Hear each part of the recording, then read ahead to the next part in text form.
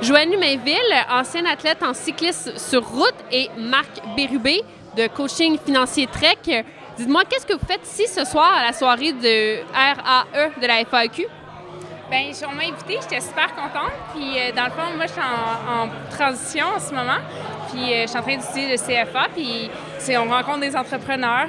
Puis, on découvre, c'est quoi que, dans le fond, je suis à la recherche de qu'est-ce que je devrais faire exactement. Donc, c'est ça. Oui, bien, moi, je suis partenaire de la Fondation.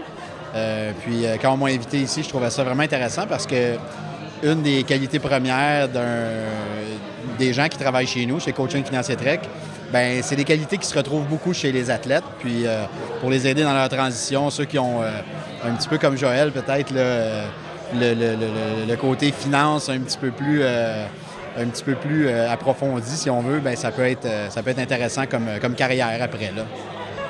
Puis dis-moi, étant donné que tu es une athlète en transition de carrière, c'est quoi un peu les questionnements qu'un athlète peut avoir lorsqu'il se retrouve à cette étape-ci de sa vie? Bien, c'est vraiment intéressant parce que j'étudie en finance, puis c'est vraiment large, la finance. Tu sais, il y a plein d'affaires, c'est vraiment gros, puis c'est savoir exactement comme dans quelle porte frapper. Puis c'est exactement ça que je fais en ce moment. J'essaie de comprendre qu'est-ce que je veux. Là, j'ai réalisé que je voulais vraiment aller en vente. Donc, c'est vraiment savoir exactement qu'est-ce que je veux faire en finance parce que c'est tellement vaste que, ouais. Puis de votre côté, vous avez beaucoup d'expérience dans votre domaine. Qu'est-ce que vous pouvez apporter à un athlète qui est en transition de carrière? Bien, en fait, j'ai été moi-même un athlète, un petit peu moins haut niveau que ces gens-là ici aujourd'hui. Mais je pense que c'est important de garder les portes ouvertes, de ne pas nécessairement s'en aller directement dans une seule direction puis de dire qu'il n'y a pas d'autres options. Garder les yeux ouverts, puis que c'est tout à fait normal de changer d'idée.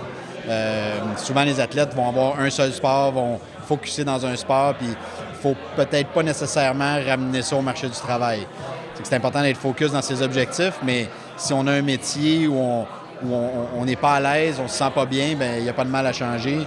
J'en suis la preuve. Je suis ingénieur de formation, puis maintenant, je gère un cabinet de services financiers. Tu parlais tantôt de faire du réseautage. Justement, ce soir, vous avez eu droit à du speed dating professionnel. Comment tu as trouvé ton expérience?